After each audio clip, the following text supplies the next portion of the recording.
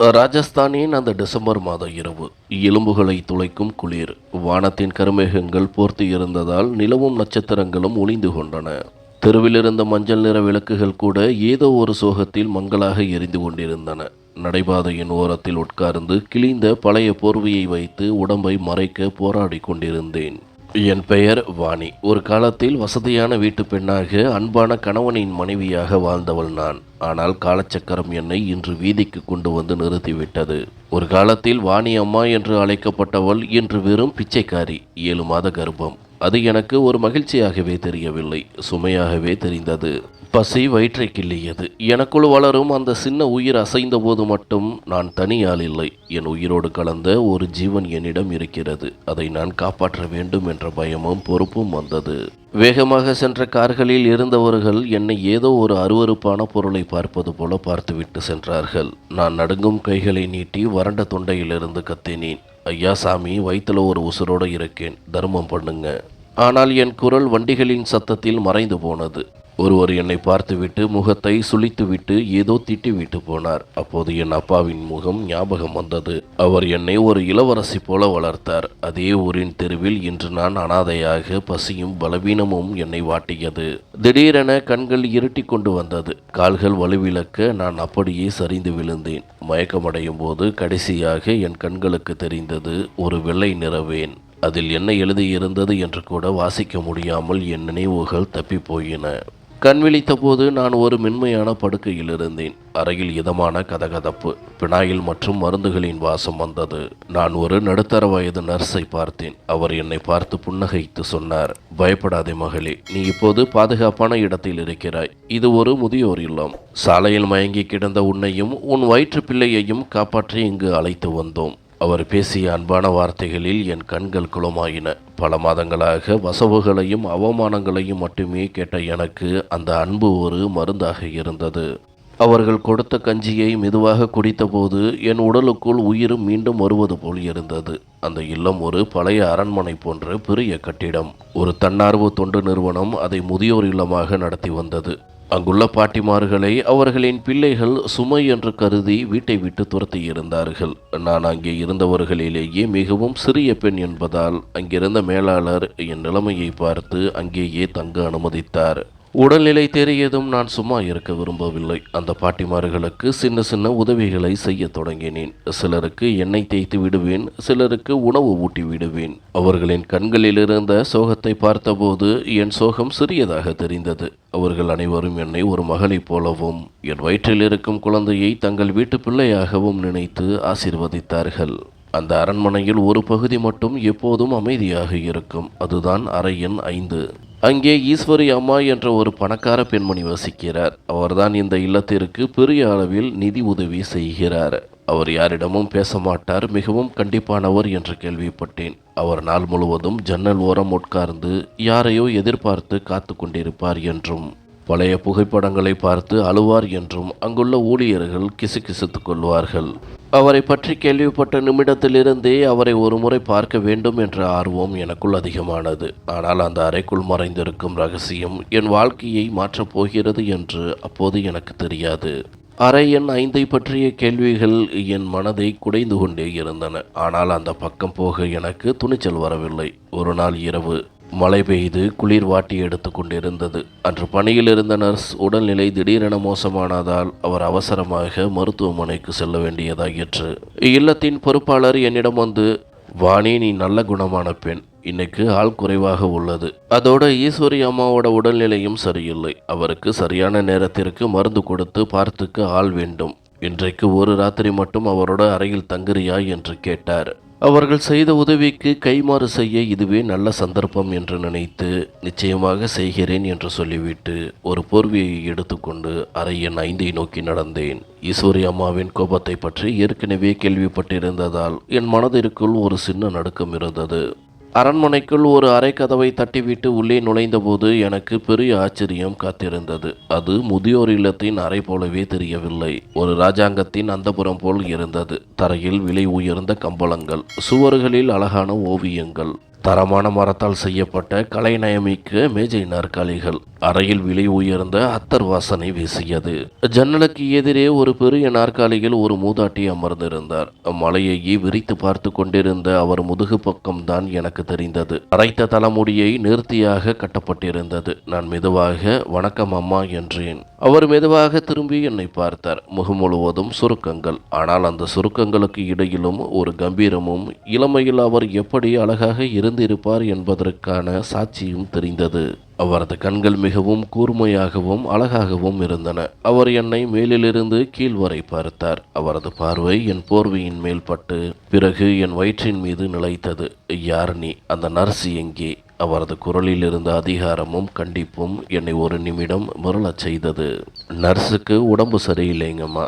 இன்னைக்கு ஒரு நாள் உங்களை பார்த்துக்க நானும் வந்திருக்கேன். என் பெயர் வாணி என்று மரியாதையாக சொன்னேன்.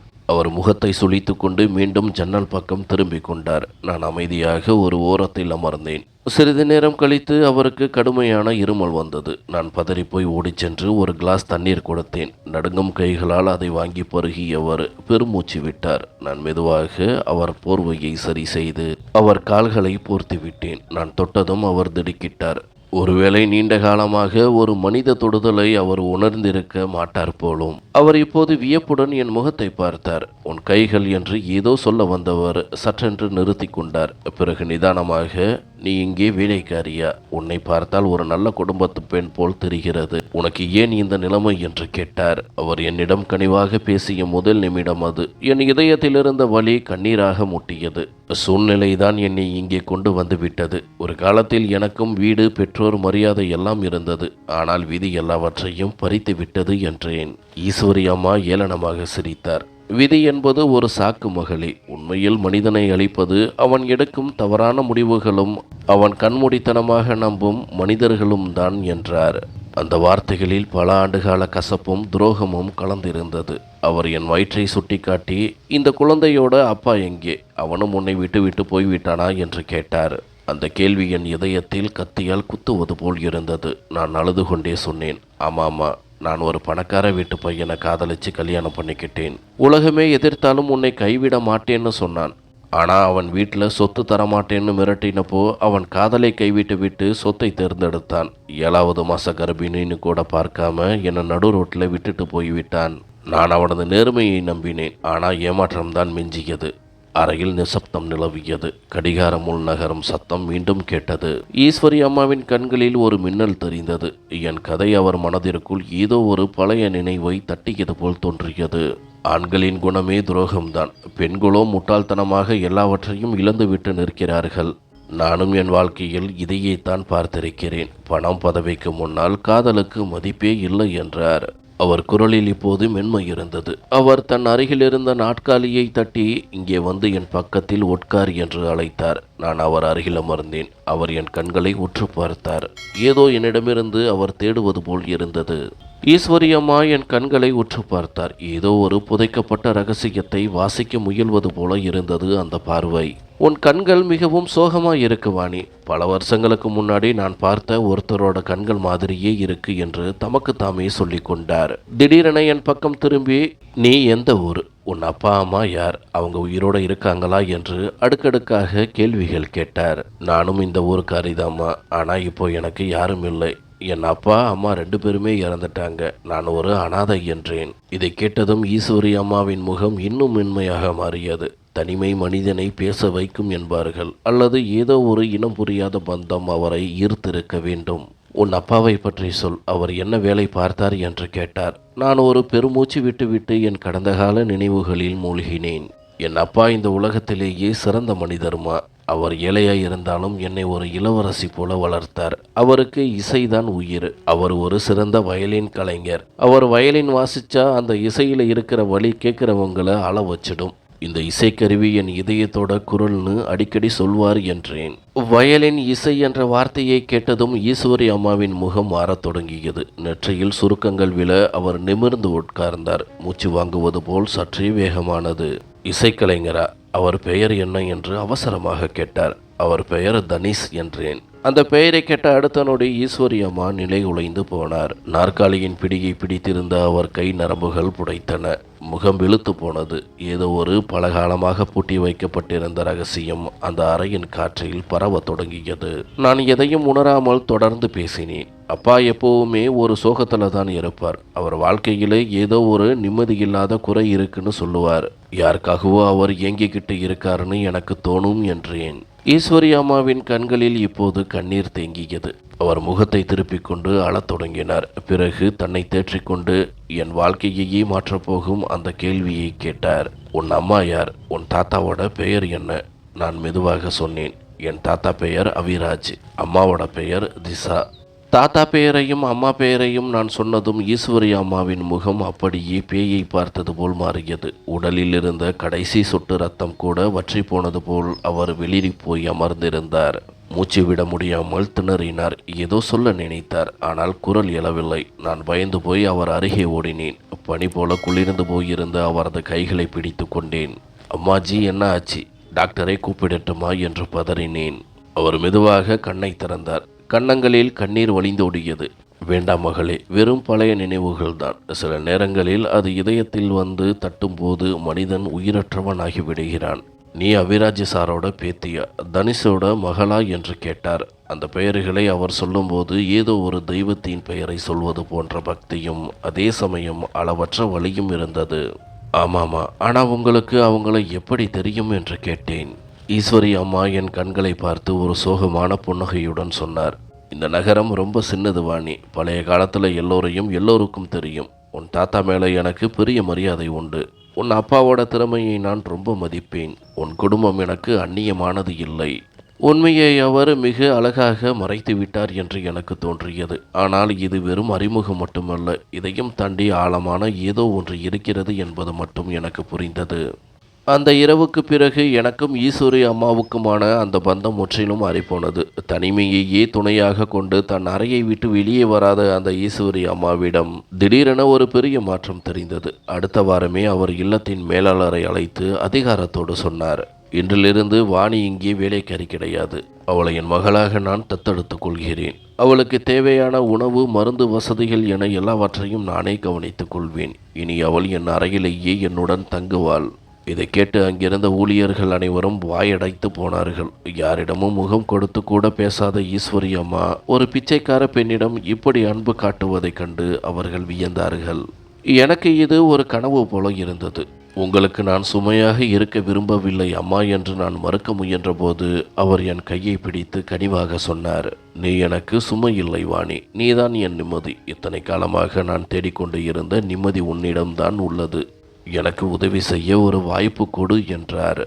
அவருடைய அறை இப்போது சந்தோஷத்தால் நிறைந்திருந்தது. எனக்கு புதிய உடைகள், சத்தான உணவுகள், பழங்கள் என என்னை ஒரு ராணி போல கவனித்து கொண்டார். அவர் அடிக்கடி என் வயிற்றின் மேல் கை வைத்து மணிக்கணக்காக ஏதோ யோசிப்பார். சில நேரம் சிரிப்பார், சில நேரம் அவர் கண்கள் கலங்கும். அவர் அடிக்கடி என் அப்பாவை பற்றி விசாரிப்பார். தனுஷுக்கு என்ன பிடிக்கும், அவர் பழைய காலத்தை பற்றி ஏதாவது பேசுவாரா என்று கேட்பார். நான் சொல்வேன், அப்பாவுக்கு நீல நிறம்னா மிகவும் பிடிக்கும். மழை பெஞ்சா வயலினை எடுத்துக்கிட்டு மாடியில் போய் உட்கார்ந்து வாசிப்பார்.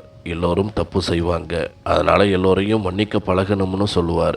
இதை நான் சொல்லும் பொழுதெல்லாம் ஈஸ்வரி அம்மா தேம்பி தேம்பி அழுவார். உண்மையிலேயே அவர் அப்படி சொன்னாரா? அவர் இதயம் அவ்வளவு பெரியதா? அவரிடம் இதை நேரில் கேட்க எனக்கு கொடுத்து வைக்கவில்லையே என்று புலம்புவார்.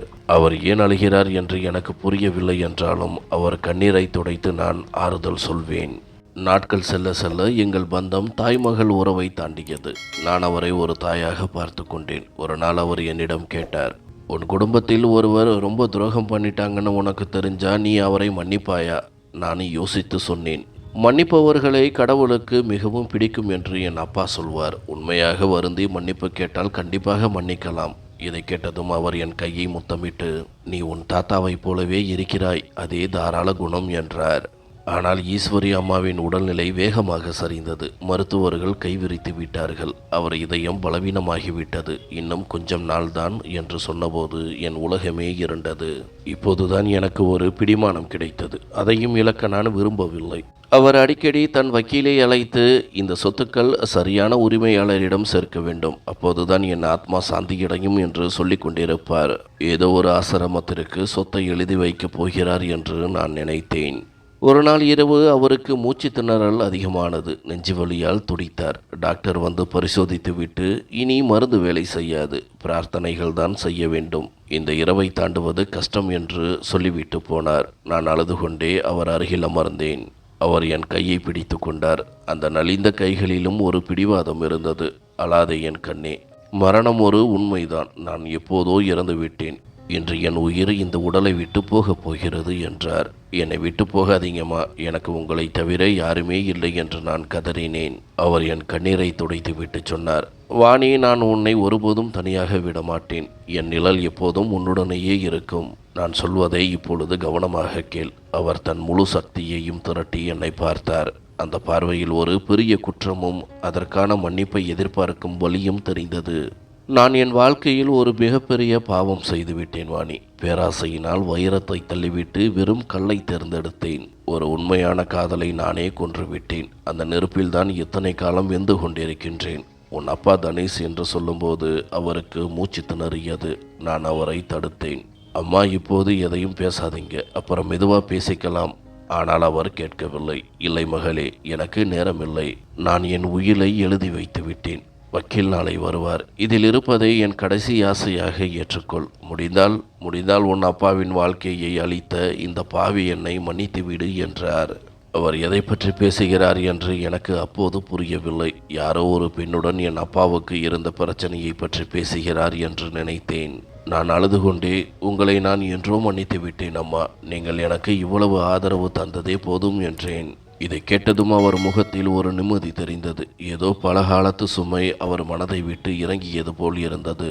மெதுவாக என் முகத்தை பார்த்தபடியே, தனேஷ், நான் வந்துவிட்டேன் என்று முணுமுணுத்தார். அடுத்த நொடி அவர் உயிர் பிரிந்தது. அந்த பெரிய அரண்மனையே என் அழுகை சத்தத்தில் அதிர்ந்தது. வெளியே மழையும் காற்றும் அழுது கொண்டிருந்தது.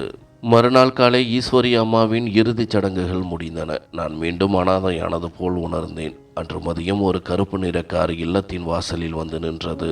அதிலிருந்து 50 வயது மதிக்கத்தக்க ஒரு வழக்கறிஞர் இறங்கினார். அவர் பெயர் ஆரியன். அவர் என்னை மேலாளர் அறைக்கு அழைத்தார். நான் பயத்துடன் அங்கு சென்றேன். வாணி, நான் ஈஸ்வரி அம்மாவின் 30 ஆண்டுகால வக்கீல். அவர் நேற்று இரவு என்னிடம் ஒரு பொறுப்பை ஒப்படைத்தார். அதை நான் இப்போது நிறைவேற்ற வேண்டும் என்றார். அவர் தன் பையில் இருந்த ஒரு நீல நிற கோப்பை எடுத்து பேசத் தொடங்கினார். ஈஸ்வரி அம்மா மிகப்பெரிய கோடீஸ்வரி. அவருக்கு 2 பங்களாக்கள், தொழிற்சாலைகள், பல கோடி ரூபாய் ரொக்கம் மற்றும் தலைமுறையாக வந்த நகைகள் உள்ளன என்றார். இதையெல்லாம் என்னிடம் ஏன் சொல்கிறார் என்று நான் குழப்பத்துடன் பார்த்தேன். அப்போதுதான் அவர் அந்த வெடிகுண்டை வீசினார். வாணி, ஈஸ்வரி அம்மா தனது முழு சொத்துக்களையும் நகைகளையும் உன் பெயரிலும் உன் வயிற்றில் வளரும் குழந்தையின் பெயரிலும் எழுதி வைத்து விட்டார். நான் அதிர்ச்சியில் உறைந்து போனேன். இது எப்படி சாத்தியம்? நான் அவருக்கு ஒரு அந்நிய பெண், வெறும் வேலைக்காரி. எனக்கு ஏன் இவ்வளவு சொத்து என்று கத்தினேன். வக்கீல் என்னை அமைதிப்படுத்தினார். அமருங்கள் மகளே, இது வெறும் கருணையால் எடுக்கப்பட்ட முடிவு அல்ல. இதன் பின்னால் ஒரு மிகப்பெரிய ரகசியம் இருக்கிறது. அதை ஈஸ்வரி அம்மா சாகும் வரை மறைத்து வைத்திருந்தார். ஆனால் அந்த உண்மையை இப்போது நீ தெரிந்து கொள்ள வேண்டும் என்று அவர் விரும்பினார். வக்கீல் அந்த ரகசியத்தை சொல்லத் தொடங்கிய போது என் உலகமே தலைகீழாக மாறியது. வக்கீல் கொடுத்த அந்த உரையை நடுங்கும் கைகளால் வாங்கினேன். அதில் என் பெயர் எழுதப்பட்டிருந்தது. உள்ளே வாசனையுள்ள ஒரு காகிதம். அதில் ஈஸ்வரி அம்மாவின் கண்ணீர் துளிகள் காய்ந்து போயிருந்தன. நான் அதை படிக்கத் தொடங்கினேன். என் அன்புள்ள வாணி, நீ இந்த கடிதத்தை படிக்கிறாய் என்றால் நான் என் பாவங்களின் சுமையோடு இந்த உலகத்தை விட்டு போய்விட்டேன் என்று அர்த்தம். சில மாதங்களிலேயே பழகிய உனக்கு நான் ஏன் இவ்வளவு பெரிய சொத்தை எழுதி வைத்தேன் என்று நீ ஆச்சரியப்படலாம். ஆனால் உண்மை என்னவென்றால், நீ பிறப்பதற்கு முன்பே உன்னை எனக்கு தெரியும். உன் அப்பா தனுஷை எனக்கு எப்படி தெரியும் என்று கேட்டாயே. நான் தான் உன் அப்பாவின் முதல் காதலி. நாங்கள் சிறுவயதில் ஒன்றாக விளையாடி வளர்ந்தவர்கள். ஒருவருக்கொருவர் உயிராக நேசித்தோம். தனேஷ் என் உலகமாக இருந்தான். ஆனால் என் வாழ்க்கையில் செல்வம் என்ற பேய் நுழைந்தது. என் பெற்றோர் என்னை மிரட்டினார்கள். தனேஷ் ஒரு ஏழை இசைக்கலைஞன், அவனால் உன்னை ஒருபோதும் வசதியாக வைத்திருக்க முடியாது என்று சொன்னார்கள். அந்த இளம் வயதில் காதலை விட பணத்தின் மீது எனக்கு ஆசை வந்தது. பணக்காரர் ஒருவரின் வரன் வந்தபோது நான் தனேஷின் உண்மையான காதலையும் கண்ணீரையும் காலால் மிதித்து விட்டு சென்றேன். அந்த கடைசி சந்திப்பின் போது தனேஷ் தன் உயிராக நேசித்த வயலினை உடைத்து போட்டு சொன்னான், அமைதி அரண்மனைகளில் கிடைக்காது ஈஸ்வரி, அது அன்பில்தான் இருக்கும் என்று. அன்று அவன் பேச்சை நான் பைத்தியக்காரத்தனம் என்று நினைத்தேன். நான் ஒரு பணக்காரரை திருமணம் செய்தேன். கார்கள், பங்களாக்கள் என எல்லாமே கிடைத்தன. ஆனால் தனிஷ் சொன்னது போலவே என் வாழ்வில் நிம்மதி மட்டுமில்லை. என் கணவர் ஒரு கொடூரமான மனிதராக இருந்தார். அவருக்கு நான் வெறும் அலங்கார பொம்மைதான். எல்லாவற்றையும் விட பெரிய தண்டனையாக இயற்கை எனக்கு தாய்மையை மறுத்தது. மலடி என்ற பட்டத்தோடு நான் அலைந்தேன். இது ஒரு காதலனை ஏமாற்றியதற்கான தண்டனை என்று எனக்கு புரிந்தது. பல ஆண்டுகள் கழித்து தனிஷ் மிகவும் கஷ்டப்பட்டு நோயினால் இறந்து விட்டான் என்ற செய்தியை கேட்டபோதுதான் நான் கதறி அழுதேன். என்னால் அவனிடம் மன்னிப்பு கூட கேட்க முடியவில்லையே என்று துடித்தேன். அந்த மழை இரவில் நீ மயக்க நிலையில் இந்த இல்லத்திற்கு வந்தபோது உன் கண்கள் தனிஷை போலவே இருந்தன. நீ அவன் மகள் என்று தெரிந்தபோது கடவுள் எனக்கு பாவ மன்னிப்புக்கு ஒரு வாய்ப்பு கொடுத்திருப்பதாக உணர்ந்தேன். வாணி, இந்த சொத்து உனக்கான உதவி அல்ல. இது நான் உன் அப்பாவிடம் வாங்கிய கடன். இதை திருப்பி கொடுக்கிறேன். இதன் மூலம் தனுஷின் ஆத்மா சாந்தியடையும். என் இறுதி ஆசை இதுதான். உன் குழந்தையை ஒரு நல்ல மனிதனாக வளர்க்க வேண்டும். காதலை விட பெரிய செல்வம் எதுவும் இல்லை என்று அவனுக்கு சொல்லித்தா. விடைபெறுகிறேன், உன் குற்றவாளி ஈஸ்வரி. கடிதம் படித்து முடித்தபோது என் உடல் நடுங்கியது. என்னுள் கோபமும் வெறுப்பும் துக்கமும் ஒன்றாக மோதின. இந்த பெண்ணால் தான் என் அப்பா கஷ்டப்பட்டாரா? இவள் மட்டுமன்று, என் அப்பாவை கைவிடாமல் இருந்திருந்தால் என் குழந்தை பருவம் இப்படி தெருவில் முடிந்திருக்காதே என்று கத்த தோன்றியது. அந்த உயிலை கிழித்தெறிந்துவிட்டு உன் சொத்து எனக்கு வேண்டாம் என்று சொல்ல துடித்தேன். வக்கீல் என் முகத்தை பார்த்து மெதுவாக சொன்னார், வாணி, கோபப்பட உனக்கு முழு உரிமை உண்டு. ஆனால் ஒன்று யோசி. உன் அப்பா இப்போது இருந்திருந்தால் என்ன செய்திருப்பார்? அவர் இவரை மன்னித்திருப்பாரா? அந்த வார்த்தை என்னை உலுக்கியது. அப்பாவின் அந்த அமைதியான முகம் என் நினைவுக்கு வந்தது. அவர் எப்போதும் சொல்வார், மன்னிக்க தெரிந்தவனே மனிதன். யார் மனப்பூர்வமாக மன்னிப்பு கேட்கிறார்களோ அவர்களை கடவுள் நேசிப்பார். என் அப்பாவின் ஆன்மாவுக்காக, ஈஸ்வரி அம்மாவின் கடைசி நேர அன்பிற்காக நான் என் கோபத்தை கைவிட முடிவு செய்தேன். தெருவில் அலைந்த ஒரு பிச்சைக்காரி இன்று கோடீஸ்வர அரண்மனையின் வாரிசாக நின்றேன். ஆனால் என் மனதில் ஒரு தெளிவு இருந்தது. இந்த செல்வம் என் ஆடம்பரத்திற்காக அல்ல, என் வயிற்றில் வளரும் குழந்தையின் எதிர்காலத்திற்காகவும் இது போன்ற ஆதரவற்ற பல முதியோர்களுக்கும் ஏழைகளுக்கும் உதவுவதற்காக மட்டுமே. வக்கீல் ஆரியன் கொடுத்த அந்த புகழ்பெற்ற வைர நகை பெட்டியை பார்த்தபோது என் கண்கள் கலங்கின. இது என் அப்பாவுக்காக ஈஸ்வரி அம்மா ஆசையாக செய்தது. ஆனால் ஒரு முறை கூட அணிய வாய்ப்பு கிடைக்கவில்லை. என் அப்பாவின் கடைசி வார்த்தைகள் என் காதுகளில் ஒலித்தன. வாணி, இதயத்தில் வெறுப்பை சுமந்து வாழாதே. யாராவது மன்னிப்பு கேட்டால் அவர்களை மன்னித்துவிடு. அப்பாவின் அந்த தாராள குணமே என்னை மாற்றியது. ஈஸ்வரி அம்மா அரண்மனையில் வாழ்ந்தாலும் தன் தவறால் முட்கள் நிறைந்த வாழ்க்கையையே வாழ்ந்திருக்கிறார். அவர் ஒரு குற்றவாளிதான். ஆனால் தன் தவறை உணர்ந்து வருந்திய ஒரு பாவி.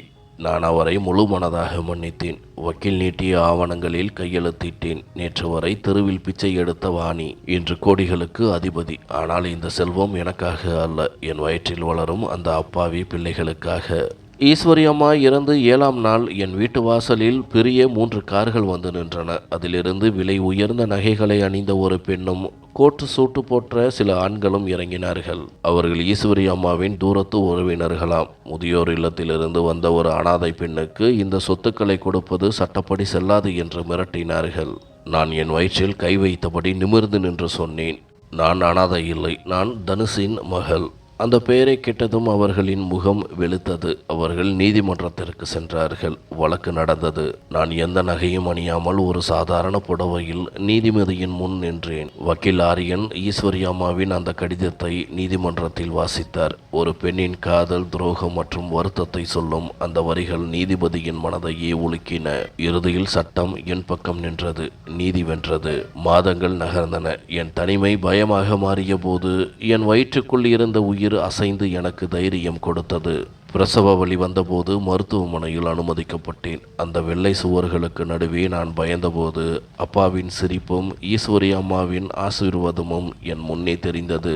ஒரு அழகான ஆண் குழந்தை பிறந்தது. அவன் முகத்தை பார்த்தபோது என் கடந்த கால துயரங்கள் அனைத்தும் மறைந்து போயின. அவனுக்கு அன்வீத் என்று பெயரிட்டேன். என் உடைந்த நெற்றையும் ஒளிமயமான நாளையையும் இணைக்கும் பாலம் அவன். இப்போது நான் ஈஸ்வரி அம்மாவின் பங்களாவில் வசிக்கிறேன். ஆனால் ஒரு மாற்றம். அங்கே இருந்த ஈஸ்வரி அம்மாவின் புகைப்படங்களை கீழே இறக்கி என் அப்பாவின் புகைப்படத்திற்கு அருகில் வைத்தேன். பிரிந்த 2 காதலர்கள் இப்போது புகைப்படத்திலாவது ஒன்றாக இருக்கட்டும். நான் இப்போது முதியோர் இல்லத்தின் மிகப்பெரிய நன்கொடையாளர். இன்னொரு வாணி தெருவில் அலைந்து திரியக்கூடாது என்பதில் நான் உறுதியாக இருக்கிறேன். பணம் பேராசையினால் வந்தால் அது விஷம். அதுவே ஒருவரின் தவறை திருத்தவும் அன்பை பகிரவும் பயன்படுத்தப்பட்டால் அது ஆசீர்வாதம். மன்னிப்பது மனிதனை பலவீனமாக்காது, இன்னும் வலிமையாக்கும். அன்பு, நல்லொழுக்கம் மற்றும் மனிதநேயமே உண்மையான செல்வம். நன்றி.